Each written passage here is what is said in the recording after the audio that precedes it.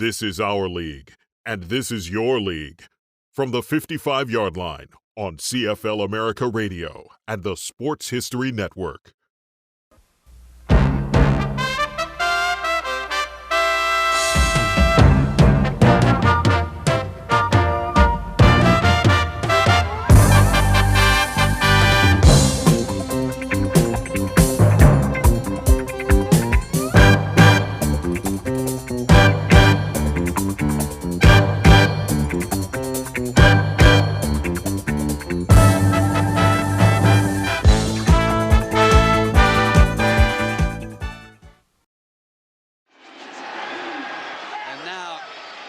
Flutie is down to his last at bat. Without the Hail Mary pass, I think I could have been very easily forgotten. We would have gone to the same bowl game. The Heisman voting was already in, and the direction, everything would have been the same, except that pass put this label on me as it's never over till it's over guy. Flutie flushed, throws it down. You're going to be a football player when you grow up. Today is the best day of your life. Believe it. He might be the finest quarterback produced in the last 10 years. He needs to be like that. That's all I need. Fortunately for me, I didn't lose my life. I didn't lose my job. Football convinced me that life is a team game. Rest of your life, nobody can ever tell you that you couldn't do it.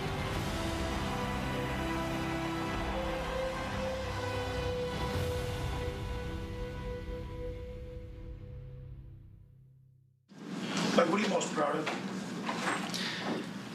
What am I most proud of? I think it's the longevity, the being able to be an athletic quarterback and play this game for 21 years. Number 89, you're in the big leagues. You just caught your first career touchdown pass from a legend, Doug Flutie. Every time I stepped on the field, I gave it everything I had. Well, if I didn't see that, I wouldn't have believed it with my own eyes. Doug Flutie put on an unbelievable move. This guy is a technician. I always felt like the critics were out there, and they were in big numbers. I thought it was a circus sideshow, bringing in this little Heisman Trophy winner, and through the preseason, I really didn't care what they thought. Run but get caught. And I said to this day, I'm going to announce my retirement, and they'll say, "See, I told you couldn't do it." It's difficult to forget 21 years of doubt. To forgive those who judged you by size instead of skill. 5 foot, 9 3/4 inches. A typical height for an average man.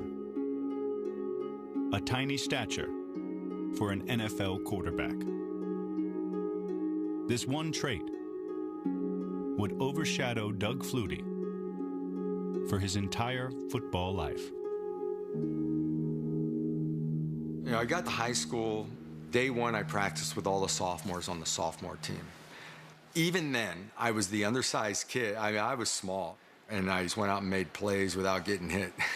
There's this little guy over there going sideline to sideline, knocking plays down, and I'm hollering, "Who is that kid over there?" He said, "That's the young Flutie kid." Right from the first time we had him on our practice field, he was special. I was on the field playing with my brother Bill. Of course, he was the starting quarterback. But when the offense started struggling, they needed to get both of us involved. I could throw it pretty well, but Doug was throwing 70, 75 yards downfield. So Coach Lamb said, "Bill, you go to wide receiver. We'll put Doug at quarterback." And I was like, "Yeah, sure, all right." I threw 3 interceptions in the first half. I think I had a fumble. And the coaches were kind of scratching their head thinking, what are we doing here? Second half, Bill had 4 touchdown catches. I just went to him. Down the field we went.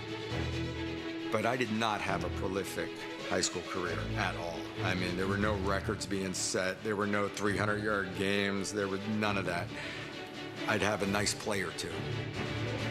Oh, he was awesome. He was awesome. And, of course, in 11th grade, I tried out for cheerleading, so I got to go to every game, and I watched him play. I loved the cheerleading, and I enjoyed doing that, but I spent a lot of the time watching him play because he was amazing. I was very close to playing at an Ivy League school. The Division I schools, when a coach would come visit, all he would talk about was my size. Tom Lamb was really the one that put me on him, because I was recruiting Massachusetts at the time, and Tom was somebody that I really respected. And I remember during the recruiting process, we were in his living room, and his dad said to me, "I don't think you know what you're getting." I always remember that line, how true he was. Flutie accepted his only Division I scholarship offer and attended Boston College in the fall of 1981. I get to BC, and there are 9 quarterbacks on the depth chart. I'm number 9. You know, thought I was way in over my head, that I'd never see the field. Doug was an afterthought to the offense. And I have no doubt that he had a chip on his shoulder because a lot of people didn't believe in him. As the season progressed, Doug would move from the 7th quarterback to the 5th quarterback to the 3rd quarterback. And then finally, we were over in Penn State. So Penn State's offensive weapons are seemingly endless, and it is 38-0. Fourth quarter comes around, they're like, warm up. I'm like, oh my God, seriously, I'm going to get in the game. Now it will be Doug Flutie at quarterback. I expected him to get hammered, to get beat up, spit out, and thrown back onto the sidelines. They call a play, I roll out left, guy's open, I throw it to him. Fine pass by Flutie. I roll out right, guy's open, I throw it to him. This is the deepest penetration for Boston College. The game was the same that it's always been. It's like you take your read, you throw the ball to the open guy. When he came in with that much confidence for a freshman, I remember distinctly thinking, who the hell does he think he is? And then he goes and starts doing the things he did. I'm like, oh, that's who. This is Flutie. Touchdown, Boston College. That's not supposed to happen. The guy's not even supposed to be at Penn State. Here he is in front of 85,000 people. He's winking over at the coach, saying it's all going to be okay. I got this. All these guys that were telling me I was too short and how complicated the game is and all, it's not that complicated. It was the same game I'd always played. After his performance against Penn State, Flutie became the starter. Doug's sophomore year began with an upset of powerhouse Texas A&M, followed by a tie with defending national champion Clemson. I think a big part of our success, especially early on, was we didn't know any better. We were just having fun. And that was the mentality. We weren't intimidated because we were just taking it all in and enjoying it. We were selling out home games, a lot of attention locally. And I thought it was just regional. But when I finished 3rd in the Heisman my junior year, that was kind of the wake-up call of how much attention we were really getting. Up in Chestnut Hill, Massachusetts, there's a growing pride for what many folks up there claim is the best team in the East and the best quarterback in the land. The media angle for the Doug Flutie phenomenon was all too easy. If little Doug Flutie can make it in that world with One his Chicago sports writer dismissed Flutie as a dwarf player from a dwarf college. As you play, are you terribly conscious of your lack of size? Not when I'm on the field. When you're off. When I first got started, I used to like people writing a story about the small quarterback making it. And now it's come to the point where I'm a short quarterback in my own little category. And that bothers me a little bit. Have you already reconciled, although you're just a junior, have you already reconciled yourself to the probability that the pros will probably pass you by? I'd love to take an opportunity to try in pro football, but from what I've heard and what people have told me, I really don't think it's going to be in the future for me.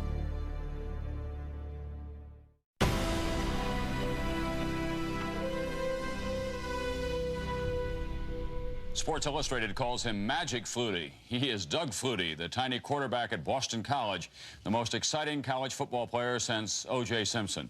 Flutie pulls off most incredible plays in every game that we've seen him play.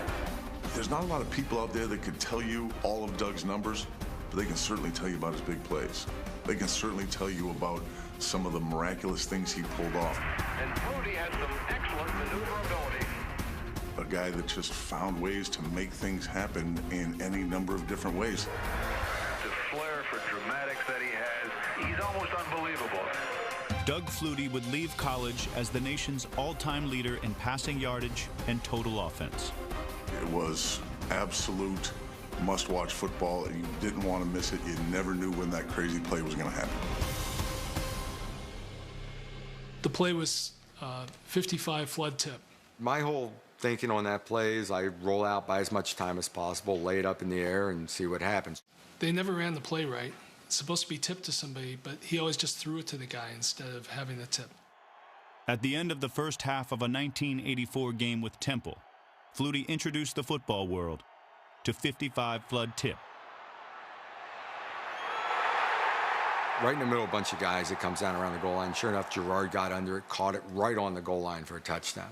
I remember talking to Doug about that play afterwards, and he said, look, it's a 50-50 chance your guy's going to catch it. I'm thinking it's not 50-50, it's 1 in 50.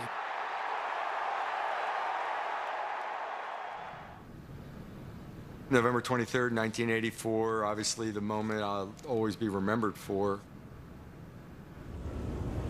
It was the day after Thanksgiving. Windswept rain kept many away from the Orange Bowl. But the matchup couldn't have been more compelling for fans in their living rooms. They were the team that everyone loved to hate with all the NFL prospects. We were the Cinderella story, the little kid at quarterback, the small school from the north, all that stuff. You're going to see one of the most exciting players ever in college football. That is 5'9" Doug Flutie. What can we expect? But don't forget the 3 quarters. Here you have sort of the classic matchup between, the academic Catholic school from the north to the football factory in the south. In our locker room, it wasn't that story at all. In our locker room, it was, yeah, they're good and they're fast and they're big, but we got Doug.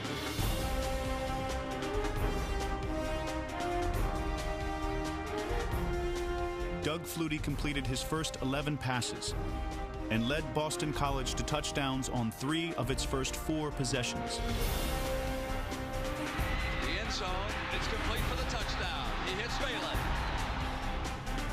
The teams combined for over 1,100 yards of offense. Cuts back inside the 30. What a touchdown run. In the waning moments of the fourth quarter, BC led 41-38. Miami took possession deep in its own territory. I'm standing next to Jack McNell. With 2 minutes to go in the game, Miami's got the ball, and we're leading 41-38. Doug comes up and says, Coach, let him score. I said, what do you mean, let him score? It's like, oh, for crying out loud, they're going to score. Let them score, give us some time so we can go down and do it back to them. Bratton to the end zone. Finally, they stick it in the end zone with 28 seconds left. It's like we couldn't have gotten it back with a minute to go. And there's nothing but heartbreak for the Eagles. The game itself would have been amazing on its own, but then it turned into something entirely different. The hope now is let's get the ball across midfield. We can get it across midfield. We've got a shot at the end zone. We'll put one up and see what happens. And now, Doug Flutie is down to his last at bat. We're out at the 48, and it's like, okay, fine. It's time for a Hail Mary. Let's throw this thing up. Got in the huddle and called the play. 55 flood tip.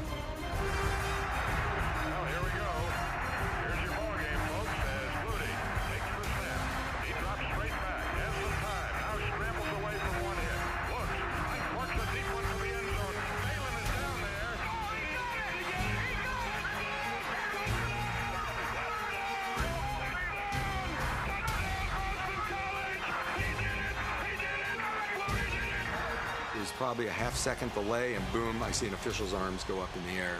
I just start laughing my ass off. I couldn't believe it.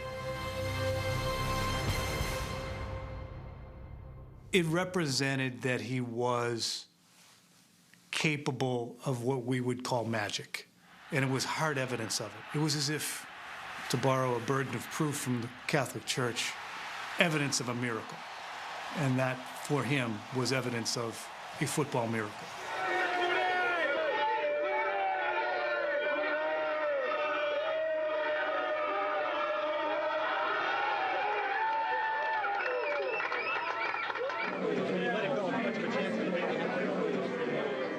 50-50 chance. You got a couple guys down there, they got a couple guys down there, you throw it and let everybody go for it.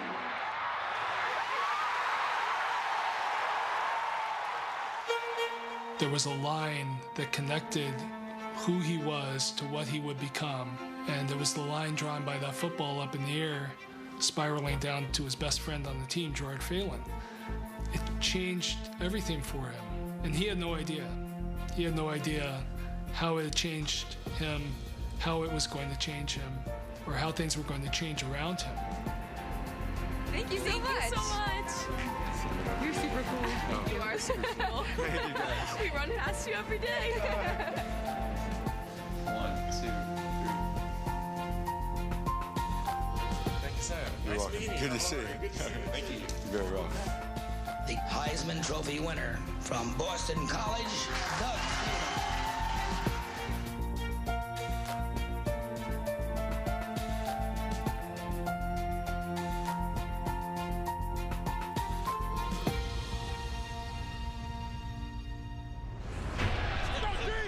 Coming up, Doug Flutie tries to rise above his NFL doubters. Flutie, bring those left side.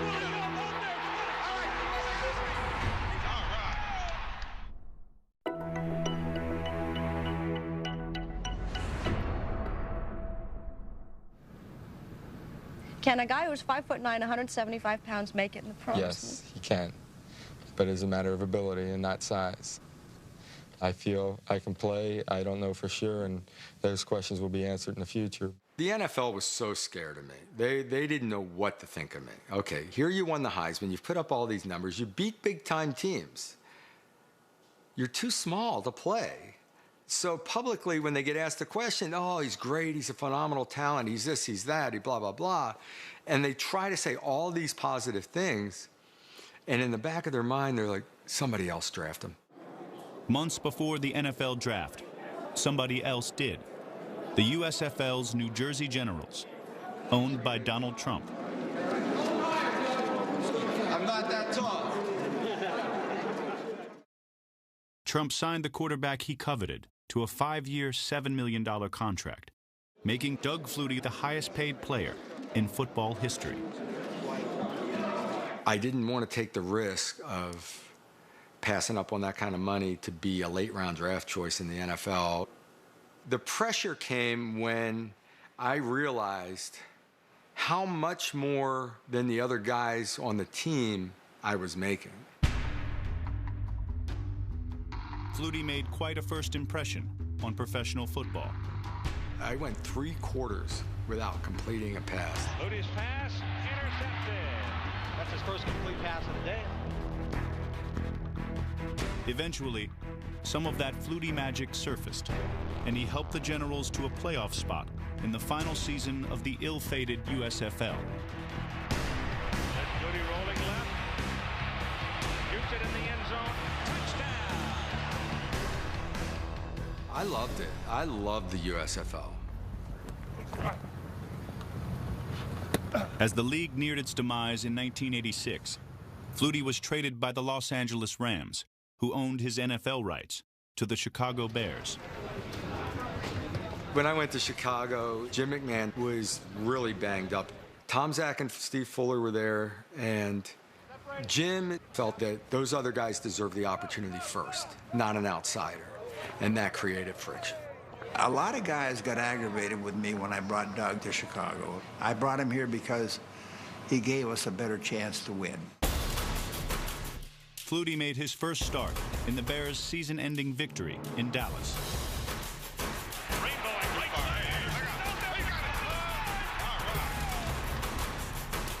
2 weeks later, he started again as the 14-2 defending Super Bowl champions hosted Washington.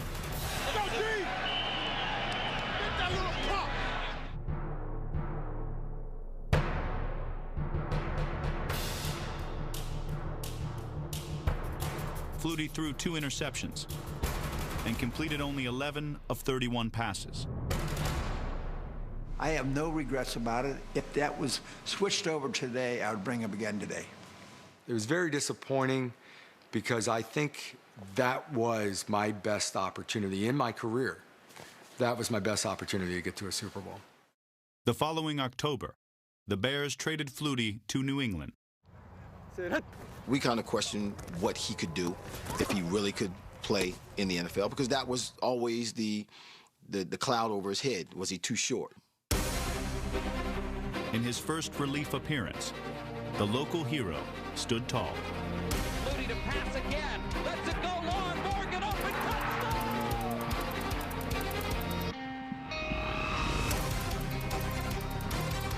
Flutie fakes the handoff. Naked goes back left. Flutie has the running room.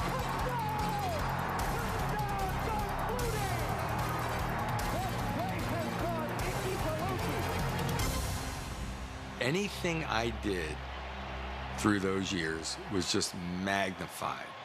If it was something negative, it was magnified because I was too short to play. See, I told you so, blah, blah, blah. If it was something good, he's amazing, it's Flutie magic. Yeah, I ran a naked bootleg, had a shot at the corner, and ran it in. What was magic about that? I'm not down playing it at all if it's coming across that way. Maybe because I'm just still stunned. You witnessed a very incredible performance. That's what happened. It almost felt, from my perspective, like, oh shoot, Doug did good, we won. We've got to play him. In 1988, Flutie won 6 of his 9 starts, but never won over his head coach.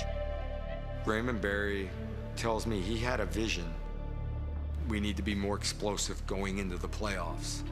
Well, in order to get to the playoffs, we got to win next week. With Flutie benched, the Patriots offense produced only 10 points. Trailing by 2 scores in the game's final seconds, Raymond Berry turned to Flutie, hoping for magic.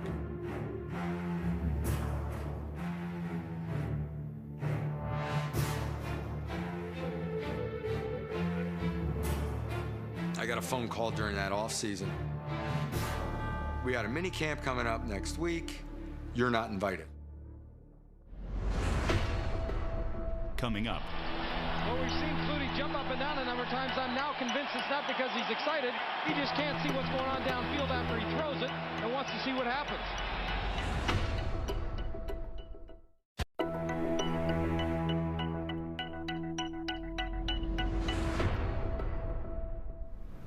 In 1990, the NFL kind of labeled me as a backup quarterback. I went to the CFL, and it really gave me an opportunity to just wheel and deal and regain my confidence.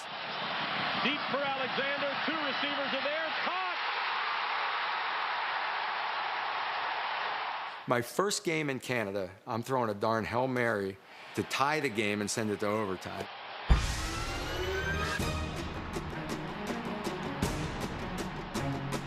The Canadian Football League and Doug were a match that was made in heaven. It's a bigger field. You only have 3 downs to get a first down, so you're throwing almost every play. And if you're not throwing, the quarterback's probably scrambling and running with the ball. It really was meant for Doug.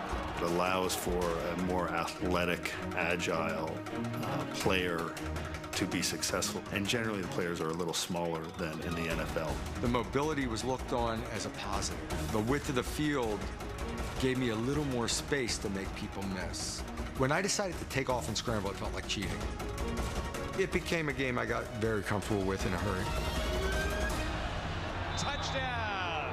I really wanted to stay in British Columbia, but they wouldn't budge on their offer, so I signed with Calgary for much more money. Today, the Calgary Stampeders have signed a 4-year, multi-million-dollar agreement with Mr. Doug Flutie. I really saw him as a marquee player. I saw him as a superstar. What Doug did in these games is probably the best football that's ever been played. And I know that's a really bold thing to say, but Doug would do things that you just don't see anymore. Flutie trying to sprint outside, gets away from one man. Look at those moves. Almost like Flutie. And so I truly believe that he's the Wayne Gretzky of football. 33 seconds to go. And this is why Larry Rickman paid a guy $1 million a year. Right off the right side. Down. Flutie ran right out of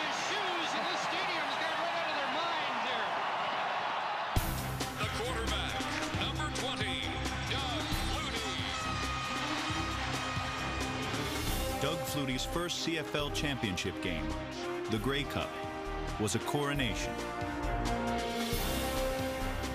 Flutie for Pitts, touchdown. Flutie was named Grey Cup Most Valuable Player and won his first professional football title.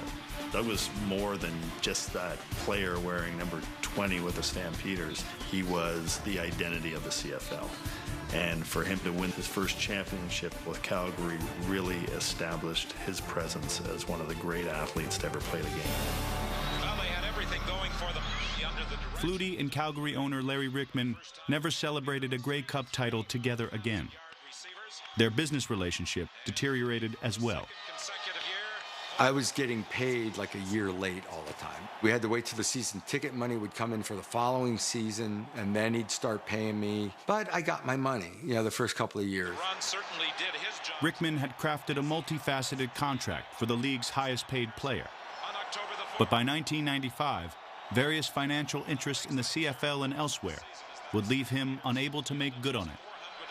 As part of the deal, he owned 10% of the Stampeders. The Stampeders had cost me $15 million by that time. At the time, the clubs just didn't have real value to them. And when I say real value, I'm talking about the kind of value that they have now. But at that time, it was a down cycle. It's a good explanation. Doug said the personal services portion, which was roughly $700,000, was completely unpaid. Is that your recollection of it? Yes. Yeah. Tells you the type of teammate Doug Flutie was. I mean, here he played his butt off for the whole regular season without getting a cent. Do you ever intend to pay him back? I mean, is that possible? No, gosh, no. No, never. I don't think that I owe Doug Flutie anything. Doug Flutie left Calgary after 4 seasons. In that span, he led the Stampeders to 4 Western Division finals, 2 Grey Cup appearances, and was named the CFL's most outstanding player 3 times. Doug Flutie! Flutie arrived in the CFL's biggest market, Toronto, in 1996, a year after the Argonauts won only 4 of 18 games.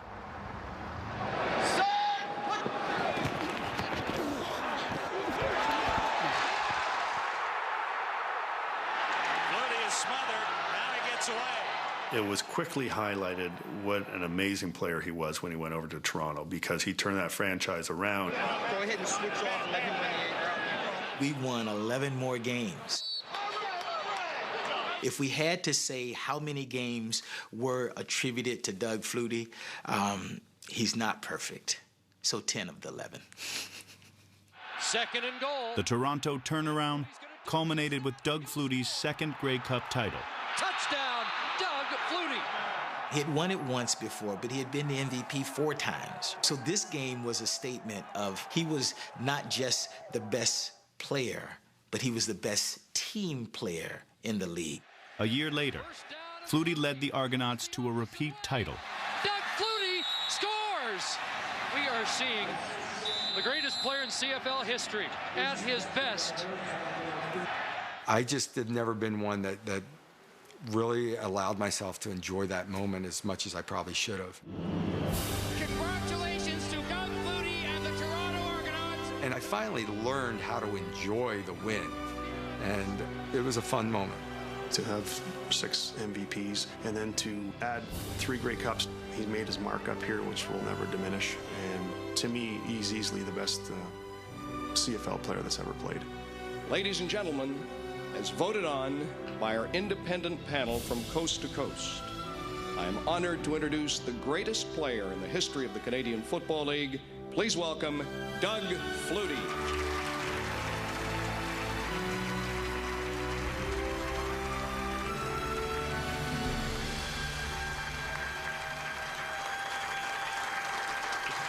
Thank you.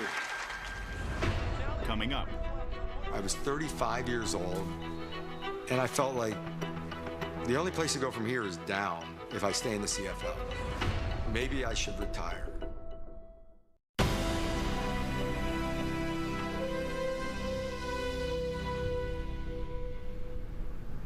In 1998, I was ready to retire, and Buffalo came knocking. And I thought, what the heck, let's do this. I'll play 2 years, call it quits, and let's get the heck out. Doug, a lot of people say that you're just too short to play in the NFL. How do you address that issue that comes up again and again? All I know is I've played the game at my height all my life. All right? I know no different. And he fed off of people thinking he was too small. He was a great college player to watch, and I loved the Hale Flutie play as much as anybody else. But I just didn't see it for him in the NFL. I signed in Buffalo, minimal contract, and was told I'd have an opportunity to compete for the starting job. First chance they had to get somebody bigger, somebody more traditional looking as a pocket quarterback. They got him, Rob Johnson. They got him from Jacksonville. So here's Rob Johnson, our new quarterback. He was touted like they were finding gold.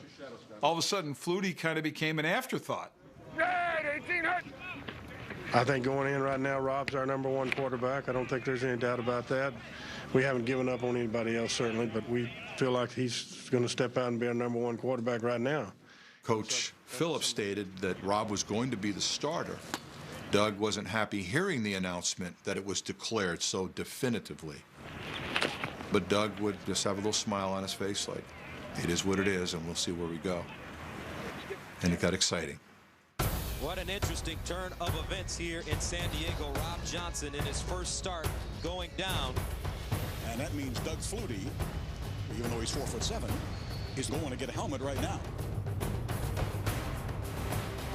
Here's Flutie, backpedals in the pocket. He lets it go long, and it is caught for the touchdown. How do you like that? How about this? Doug Flutie said he was too small to play in the NFL. After an absence of nearly a decade, Doug Flutie's second act in the NFL was underway. Flutie's play in the season opener created a buzz in Buffalo that kept building. He started out scrambling with the ball like he normally did, and all of a sudden he turns and just throws the ball. Now he throws, touchdown. A nice play by Doug Flutie. Let's go. Wow. He just did so many things that were unexpected, that were special. His game really did work. He was making it happen in an NFL game. Guys like me who thought we were so smart saying this will never work, he went out there and proved it. And I was more than happy to write that I was wrong, and I'll eat my bowl of Flutie Flakes to say that I was wrong. By the middle of the 1998 season, Flutie Mania was at full pitch. In Week 7, the underdog Bills and their undersized quarterback faced the undefeated Jacksonville Jaguars.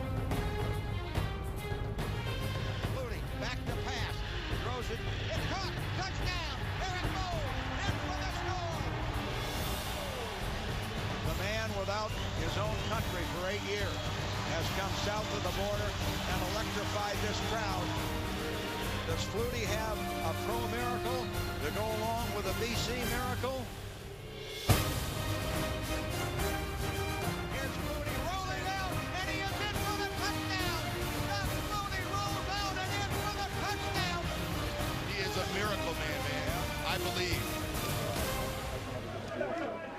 I threw the ball without looking. Buffalo's coaches became believers as well. In November, they named Flutie their full-time starter. After leading the Bills to 9 wins and a playoff appearance, Flutie collected Pro Bowl and Comeback Player of the Year honors, along with a new contract.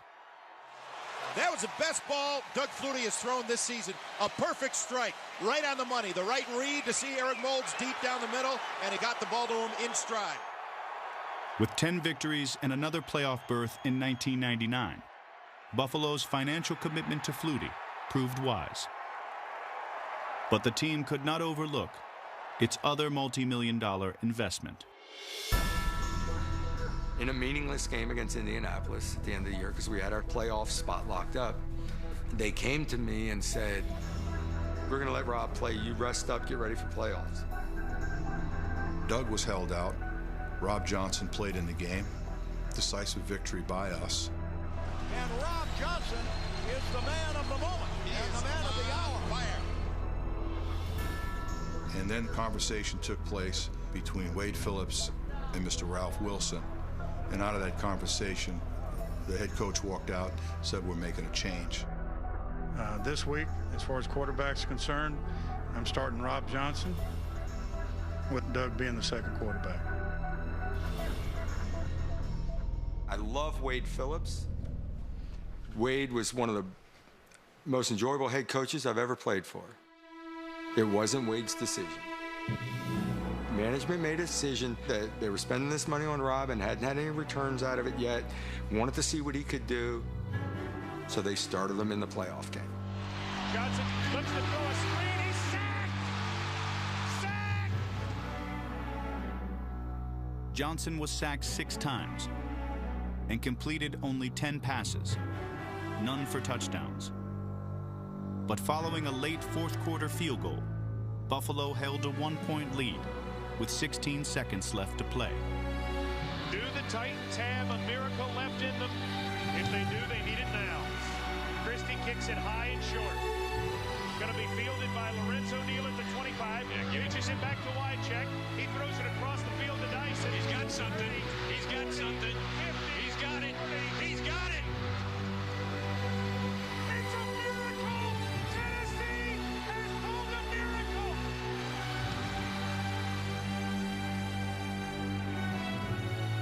On the sidelines, the player who manufactured miracles on football fields all his life helplessly fell prey to one.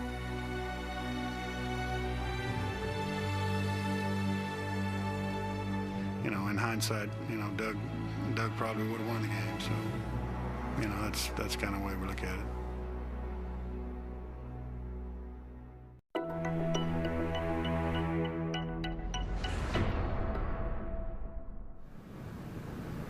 I think when he was asked to go to San Diego, it really gave him a sense of pride because he felt that a team actually really wanted him to be at the controls and to be the guy for their team. Shotgun Flutie. There's the snap. Here he is looking. Hit from behind. Got away. He's on the run now. 15-10. Flutie's gone. Touchdown, Chargers. 13 yards by the former Buffalo Bill, Doug Flutie. Doug Flutie has brought his little bag of magic tricks. Yes, he has. Doug Flutie joined the San Diego Chargers in 2001. The 39-year-old was the undisputed starter for the first time in his career. Flutie guided San Diego's offense for an entire season, while also mentoring his rookie backup. The first time I ever met Doug Flutie, basically sitting down next to him in the team meeting and saying, you know, I've been a big fan of yours for a long time. I was 5 years old when you threw that Hail Mary pass. That was the first thing I ever said to him. He's like, oh, great. Thanks for making me feel old. And Doug Flutie looks like he's a 22-year-old rookie. There's times where, man, things break down and you just got to go play ball. What a play, what a pass by Doug Flutie. And there was not a better guy to learn from when you talk about just going to play ball than Doug Flutie. Just the way you draw it up. Doug, I want you to take the snap, fumble it, then pick it up, and then walk into the end zone. And even Flutie's laughing about it. This is amazing. Whatever his age, wherever he played, amazing always followed. Doug Flutie worried about 15 yards off the line of scrimmage. You're going to kick it. And he drop kicks it up and through. How about that? And what might be Doug Flutie's last professional football game. Look at Belichick. That was the first successful drop kick in professional football since 1941. It was everything I'm all about. Just being creative or different or doing it in a different way. It was the last play of my professional career. You did something significant. And I wind up having these two trademark moments as bookends of my career. Flush. Throws it down. Caught by Boston College. I don't believe it. Oh, it's a touchdown. The Eagles win it. After a career that spanned 21 years, 8 teams, 3 leagues, and 2 countries, Doug Flutie's football life finally came to a close. People trying to figure out whether I'm going to retire or not. Well, I joined a men's baseball league with my brothers this spring. That kind of indicated. Doug is going to be a perpetual child, never wants to grow up, and you know what? That's what makes Doug unique, and that's part of why I love him. Normal day these days for Doug, he gets up at 6 o'clock in the morning. He grabs his paddleboard and he does his paddle surfing. He has his own band, the Flutie Brothers Band. He's playing the drums with them. He plays baseball with a bunch of guys. Whatever's going on at the time, he's a part of it, that's for sure. He's never sitting in the house. He's always busy. He's always active. They all know first pitch fastball, first strike. This is my pitch to hit. So they swing at it, get themselves out. And then as an old man, I can pitch 7 innings and throw about 50 pitches. I'll always get that call at 5 o'clock. Hey, Bill, rush up to the field and throw me batting practice before the game. I said, I got to work till 6. So I'll get up there as soon as I can. He is a kid at heart. And we lined out the center again. Again. I remember him saying this for as long as I can remember, Doug, that he does not ever want to have to, quote, work. Coach, how do you think your team will respond? He still holds on to the broadcasting aspect of things, which takes a lot of study, but, with what he does with his life, he's able to set his own schedule, do the things he loves to do, be with the people he loves to be with. These are my good boys. Far outweighing his recreational activities is the time Flutie spends caring for his son, Dougie. Dougie was a typical child. He was speaking, could dress himself, feed himself, would catch, shoot a basketball at his little Tykes hoop in his room, things like that. And then at 2.5, he started to regress. So we brought Dougie in to a neurologist, and they did a series of testing on him, and they diagnosed him with autism. Come on, Dougie, we go outside. Doug kind of looked at it in a very positive way and in a very competitive way. Got a good smile anyway. And thought, all right, what can we do to make this better? Thank you all for supporting us. It feels like a room full of friends to us that we've known all our lives. And we thank you so much for supporting us for over the years. Well, how many years have you had the foundation going now? 14, working on almost 15. We've raised $15 million. It might be the football mentality. You learn to accept what has been dealt you, and you start to move forward. What, Dougie? Dougie's fired up, Mom. So many people want to look at children with disabilities and point out the shortcomings and what's wrong. And the way that parents look at it is to look at the abilities of the child and accent those abilities. Oh, boy. These are the things that Dougie does well. Dougie lights up a room when he walks into it. He's always happy. He's very affectionate. He doesn't know he's any different from anyone else. I think that's a blessing. And there's just so much there if people would look a little closer. Looking past limitations, accentuating attributes, erasing doubt. When your name is Doug Flutie, it's just what you do. When you're 6'4", you have to prove that you can't play.